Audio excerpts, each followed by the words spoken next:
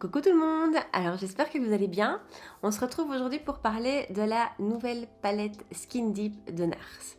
Ceci est un craquage complet, absolument pas nécessaire, complètement influencé par les vidéos vues sur YouTube, mais je regrette pas.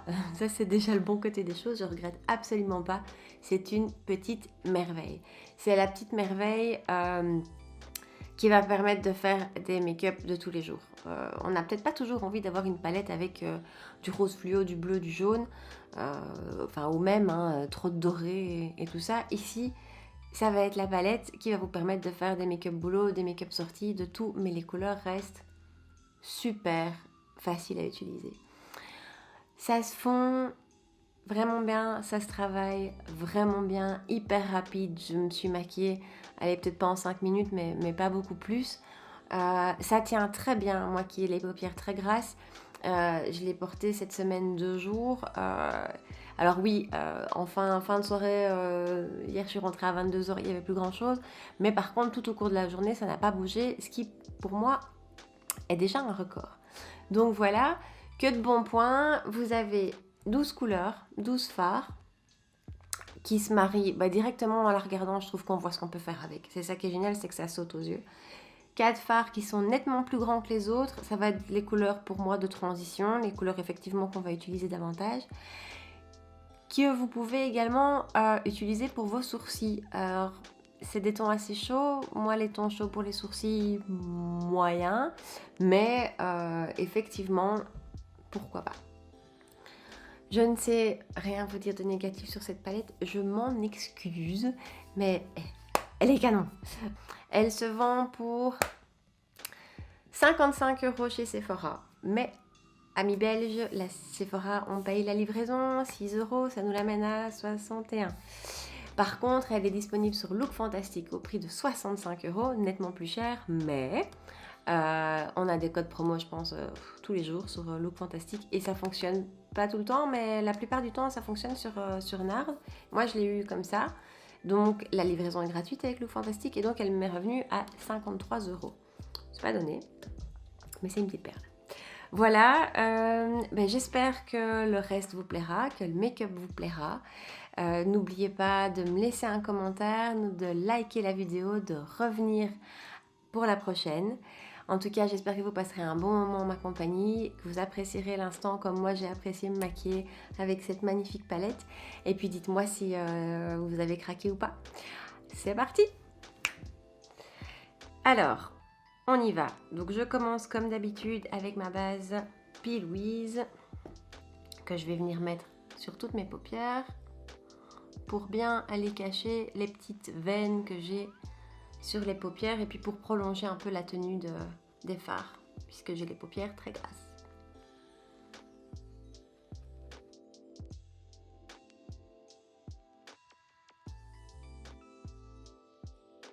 Et je vais venir sceller le tout en mettant un petit peu de poudre libre sur les paupières histoire de faire encore un peu mieux tenir la base et mieux tenir les fards. Ça c'est quand comme moi on a vraiment les paupières hyper grasses.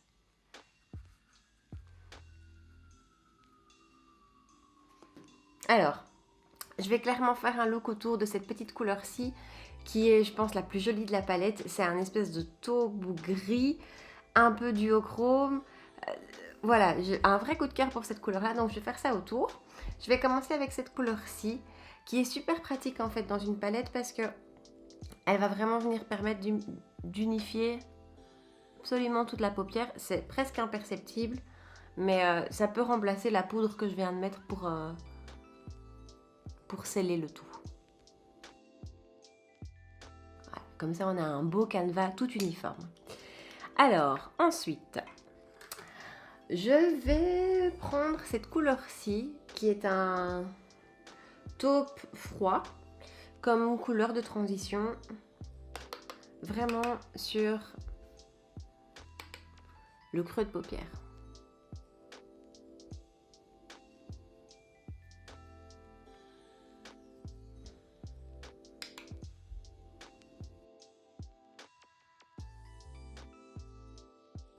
Les couleurs s'appliquent toutes seules, c'est un vrai charme. Et alors c'est hyper pigmenté. Hein.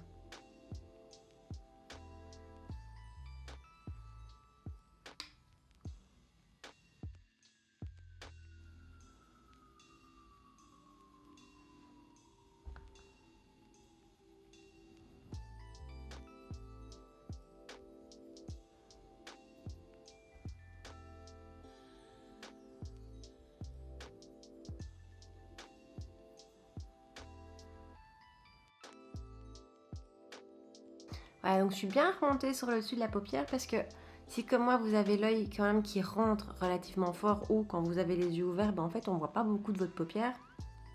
Remonter vers la partie supérieure ici permet de donner un peu plus de dimension au maquillage, sinon tout est caché pour moi. Donc voilà. Je trouve cette couleur vraiment magnifique. Je sais pas ce que j'ai avec les tons froids pour le moment, c'est vraiment ce que je cherche. Et cette couleur donne vraiment super bien. Alors, je vais prendre un pinceau plat, celui-ci, le Jaclyn Hill avec Morphe JH41, et je vais aller chercher donc, cette magnifique couleur. On va d'abord la tester sans Fix Plus, enfin sans la mouiller au fixateur.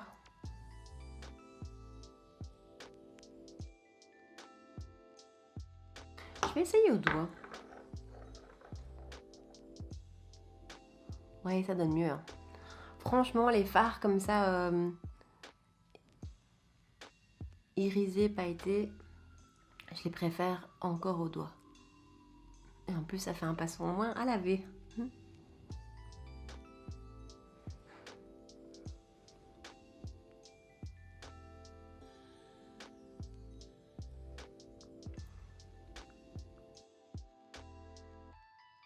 Voilà, je vais jusqu'aux 2/3 de la paupière parce que je vais prendre maintenant un pinceau fluffy un peu plus petit que celui de tout à l'heure. Et je vais prendre cette couleur-ci. Hop, hop, hop. Voilà, celle-là. Qui est un marron froid. Et je vais venir la mettre juste en coin externe.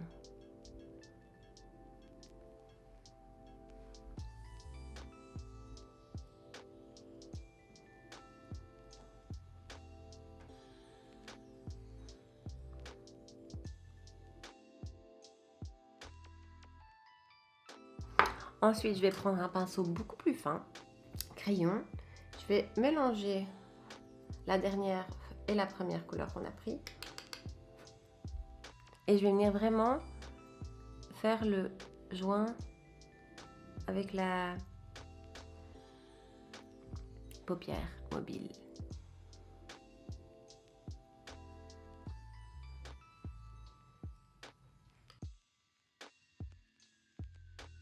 Et je replonge le doigt dans les paillettes.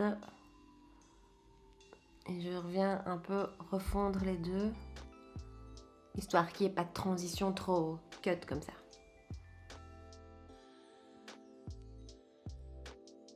Et ben voilà. Bouclé en 2 minutes 15 à peu près, hein, chrono en main. Et c'est vraiment ce que je voulais, un look un peu gris, froid. Je sais pas pourquoi, j'ai envie de ton froid. Alors on va les laisser en suspens les yeux pour l'instant et je vais le faire le reste du teint. Je vais prendre aujourd'hui mon fond de teint Marc Jacobs. Il n'y a rien à faire Marc Jacobs. C'est mon chouchou. Hein. Si vous vous demandez, je suis dans la teinte R230.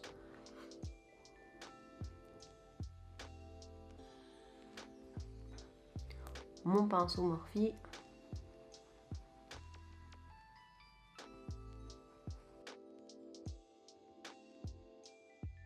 En fait, j'aime bien tapoter aussi le pinceau au fond de teint, pas forcément toujours. Voilà, on étale et puis après, on tapote. Alors, comme j'avais déjà triché en faisant mes sourcils au préalable, je vais juste venir avec mon Beauty Blender qui est un chouïa plus précis. Voilà, pour essayer de ne pas abîmer les sourcils que j'ai fait juste avant.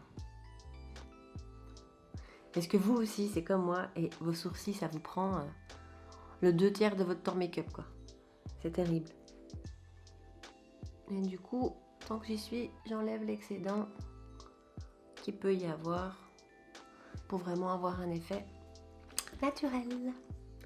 Ensuite, je ne le présente plus, l'enlumineur pour les cernes Becca.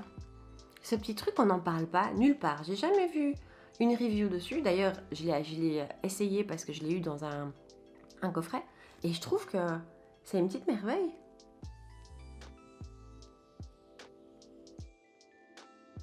Allez, sérieux, ça fait déjà bien le boulot, quoi. Dire en été, en vacances, quand on n'a pas envie de mettre de l'anti-cerne, mais qu'on n'a pas envie de ressembler à un mort-vivant qui n'a pas assez dormi, mais qui a certes beaucoup trop picolé. Hop, tac, tac, tac. Et c'est déjà différent, je trouve. C'est déjà tout différent. Cela dit, j'ai assez dormi, je n'ai pas picolé. Je vais mettre de l'anti-cerne. Chanel, le correcteur de Châtel, le numéro 1. C'est un anti-cerne vraiment léger. Oups. C'était des poils de chat. Bon, on va prendre un autre pinceau. Voilà. Donc je disais, c'est un anti-cerne vraiment léger. Et qui se marie super bien avec ce fond de teint-ci. Je sais pas pourquoi, enfin si, mais certains anti-cernes ne vont pas avec certains fonds de teint et vice versa. Comme certaines poudres fonctionnent moins bien avec certains fonds de teint.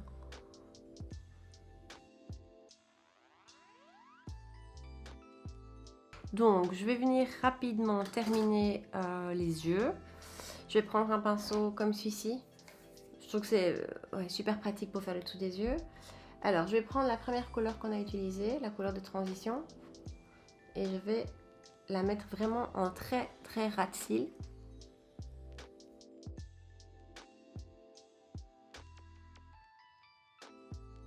J'essaye de rejoindre l'extérieur de la paupière supérieure.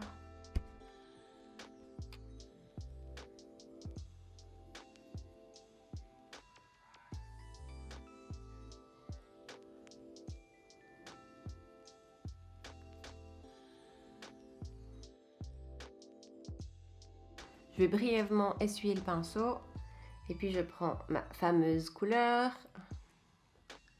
et je viens la mettre à partir du centre ici, juste sur le...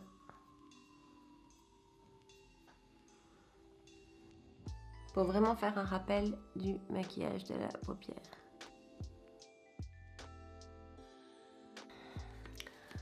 Mascara. Mascara. Combo Chéri.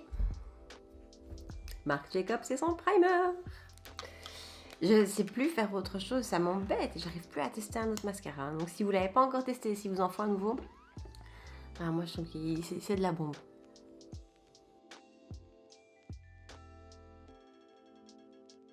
On ne laisse pas trop sécher par contre cette base-ci et on y va direct avec le mascara.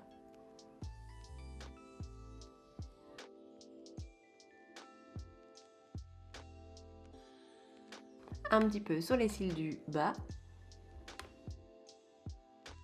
Je crois qu'après les sourcils, les cils, c'est la chose sur laquelle je passe le plus de temps. C'est incroyable. Alors en plus, j'en ai perdu un, juste là où il faut pas quoi, juste là au milieu. Enfin, je crois que j'en ai pas perdu un, je crois que j'ai perdu une famille. Ils sont tous partis. Hein. Je veux bien que c'est les vacances de Pâques, mais c'est moi qui ai l'air d'une cloche. Hein? On continue hein? Le teint? Non, d'abord, on va fixer le tout avec ma poudre Pitch Perfect. Je vous avoue que si je l'utilise aussi souvent, c'est parce que je voudrais bien la vider. Je sais pas, parfois j'ai envie d'arriver à les vider comme ça et quand je vois ce pot, il bouge pas. J'ai l'impression que ça fait un an que je l'ai et elle a toujours autant. Donc voilà. Après, elle fait super bien le job, elle sent super bon, elle est hyper fine, elle a tout ce qu'il faut, mais j'ai envie de la vider.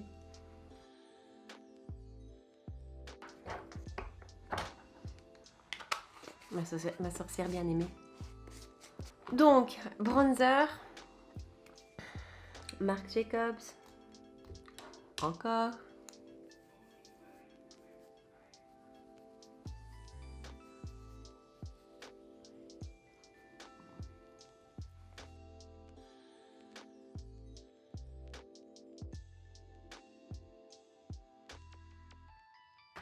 J'adore ce bronzer. Il est clairement dans mon top 3. Un peu de blush. Et en fait, ça a été une vraie découverte. Hein. C'était dans ma avant-dernière vidéo. Le blush de chez Kiko. Je l'adore. Je mets plus que ça. Depuis une semaine, je mets plus que celui-là. D'abord, il est hyper pigmenté. Limite un peu trop. Il faut vraiment avoir la main légère. La couleur est super flatteuse, je trouve.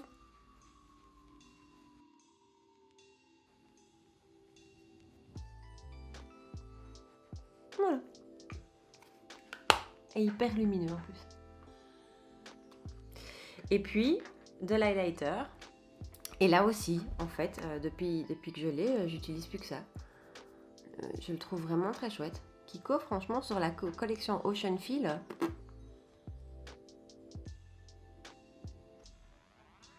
Alors, il ne nous reste plus qu'à fixer le tout avec mon fixateur Urban Decay D-Slick.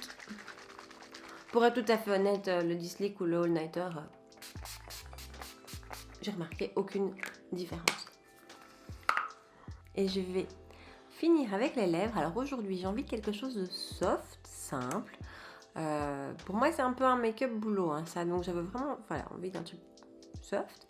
Donc je vais prendre un crayon nude. Bon, c'est la marque Milani. On trouve... Ah si, on trouve maintenant chez nous, chez Di. Oui, je sais pas s'il y a les crayons à lèvres, mais en tout cas, on trouve Milani. Donc Milani, crayon à lèvres 04. Je vais commencer par faire le contour.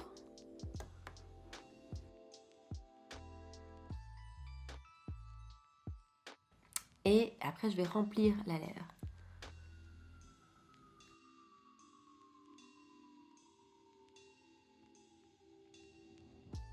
Technique à faire quand vous voulez que votre rouge à lèvres tienne bien, ça c'est certain, mais que moi je fais quand je mets du gloss. Parce que du coup, le gloss, par définition, ça tient quand même beaucoup moins bien, mais au moins quand il sera parti, avant que vous n'en remettiez une couche, vous aurez quand même toujours une jolie couleur sur les lèvres. Et là, le gloss, c'était le Fenty Beauty, le premier qui est sorti, le Gloss Bomb. Il a un goût d'enfer. Il tient pas, c'est un gloss, il tient pas des masses. Par contre, il hydrate super bien et il a vraiment un goût, une odeur. J'adore. Voilà le résultat. Peut-être lâcher mes cheveux, ça donnera un peu mieux. J'espère que le look vous plaît, j'espère que la vidéo vous a plu, vous a inspiré, vous a donné envie de craquer peut-être. N'hésitez pas en tout cas à me laisser vos commentaires en bas, à liker, à vous abonner, à revenir à la prochaine vidéo. La rengaine habituelle, mais moi ça me fait super plaisir. Je vous souhaite une excellente journée, soirée, matinée, nuit, peu importe les moments. Et je vous dis à très vite. Ciao!